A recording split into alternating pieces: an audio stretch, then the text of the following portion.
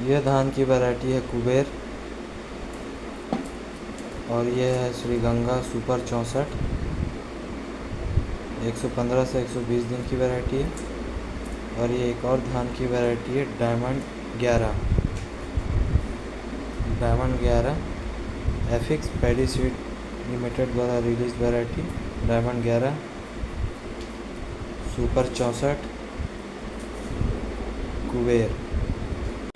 ये जो डायमंड 11 धान की वैरायटी होती है, ये जो होती है इसका जो ड्यूरेशन होता है वो होता है 130 से 135 दिन। और इसमें जो प्लांट हाइट होती है वो 105 से 110 सेंटीमीटर के आसपास होती है।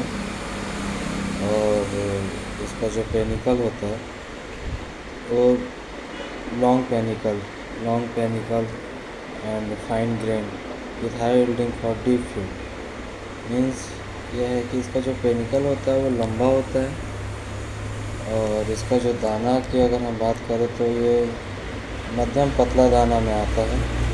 और इसकी जो यील्ड कैपेसिटी होती है, जो उत्पादन होता है, वो उत्पादन हाई यील्डिंग में आता है ये धान। मतलब इसका उत्पादन जो होता है वो अच्छा खासा होता है।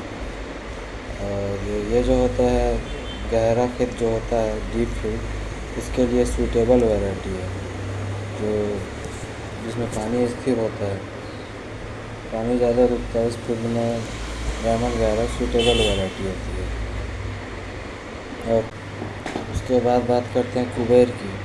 कुबेर के अगर हम ड्यूरेशन की बात करें तो 110 से 115 दिन की है। ये लगभग ये अर्धाना धान में आएगी। इसका जो प्लांट हाइट होता है वो डायमंड 11 के जैसा ही होता है, 105 से 110 सेंटीमीटर। प्लांट हाइट के बाद अगर हम इसके आगे के कुछ फीचर्स की बात करें तो ये होता है जहाँ पे पानी की मात्रा कम होती है उस फील्ड के लिए सूटेबल वैरायटी होती है कुबेर। और इसको हम खरीफ और रबी दोनों सीज़न में लगा सकते हैं। उत्पादन की बात करें तो इसका उत्पादन जो है वो डायमंड 11 के समान ही इसका उत्पादन देखने को मिलता है। और अगर हम सुपर 64 की बात करें तो सुपर 64 जो होती है वो 115 से 120 दिन का धान होता है। और ये 64 वैरायटियों से सिमिलर वैरायटी है। इसका भी दाना मध्यम मोटा होता है और ये भी उत्पादन के मामले में अच्छा उत्पादन देने वाला धान है। और इसको भी हम खरीफ और रबी दोनों सीज़न में लगा सकते हैं।